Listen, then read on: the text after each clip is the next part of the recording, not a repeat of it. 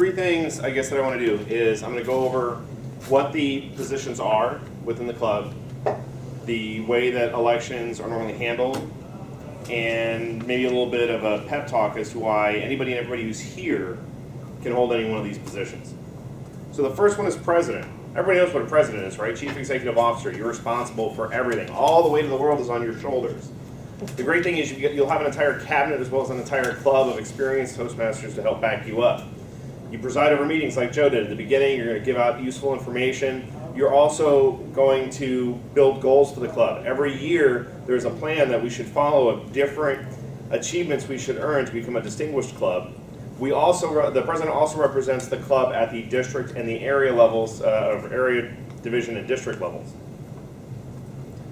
The vice president of education, sort of the second in command, in a sense, the actual vice president, although there are three within a club. They manage all the educational programs within the club. Don's done a great job this last 6 months, always letting people know what's going on, letting everybody know the next part, what is their progress towards their own goals, to help plan, organize, implement schedules, get the meetings, making sure we've got people for the meetings, entering the advancements if somebody completes their CC, their CL, or one of their other achievements, as well as also representing the club at the area, division, and district levels. When there's anything that requires a vote at a level above the club, the president and the VP of education have votes. Now, if one of them can't make it, they can sign a proxy and have somebody else vote for them. But technically our club has got those two votes, and it's those two individuals. There's also a vice president of membership. That's my role, just like it sounds. The idea is increase membership within the club. Try and get a hold of old people if you see them in the hallways. I'm doing it all the time. Haven't had much luck, but I'm working on that. As well as helping plan and organize events, which is why I jumped on the Career Day event the other day, which is why Carlos is here, here was an opportunity to get Toastmasters out in the area. Also to represent the club at the area, division, and district levels, whether there's any sorts of events going on. Vice President of Public Relations, which is Bob Kahn. PR is just that, it's public relations. Try and get information out there. Help market the events that we're going to have. Get information. What was the area level contest, for instance? Speech. Right.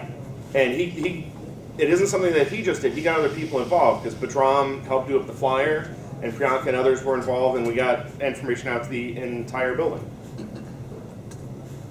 The secretary. Secretary sounds exactly like what it is. Helps maintain correspondence, club records, etc. The treasurer manages the financial health, brings in the dues, pays out any bills that we have. The one thing that we sort of do, though, that sort of falls on the treasurer is we usually have them responsible for ordering supplies. That may be something that could fall under the sergeant-at-arms or the secretary, but since the treasurer has the easiest access to the funds, it's much easier to have them go out to Toastmasters.org and order things like the evaluation forms we have or the ribbons that we hand out at the meeting. Their main role, though, is dues. Is twice a month. They're going to hound you incessantly for a couple of months trying to get you to pay your dues. The last one is Sergeant-at-Arms. Currently, it's Eric. Eric isn't here. He said he'd be late. But the main role for Sergeant-at-Arms is to get the meeting set up. Get everything, get the evaluation forms out, get the banner out, get the horn and the bell ready. Basically make sure things are ready. They also sort of have a role at some contests to sort of guard the door, if you will, and escort people in and out for the various competitions.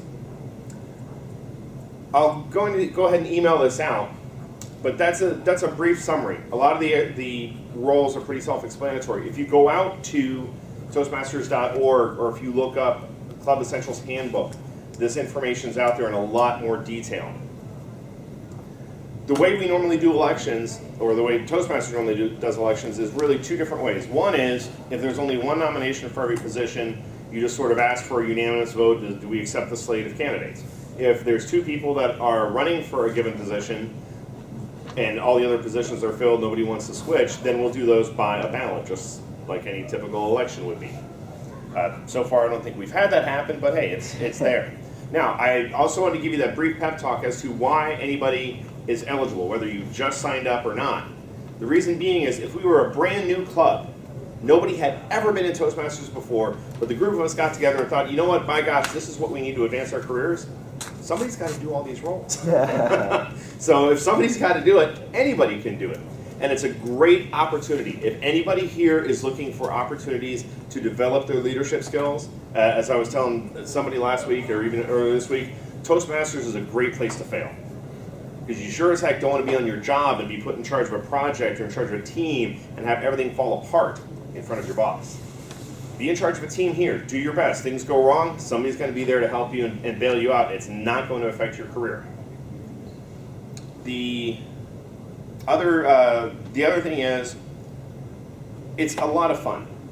You get it's an opportunity to hang out with your peers. When you go to the TLIs in January, you're going to have a chance to network with people from other clubs, other businesses, whether they're different walks of life or the same walk of life you have. It's a great opportunity to expand your personal network. So if anybody is interested in a position, please let me know at the end of the meeting, or if you think somebody would be good for a certain position, please let me know at the end of the meeting, and I'll assemble it. Next week's meeting, this time slot, we're actually going to review those nominations and have the vote. So thank you very much.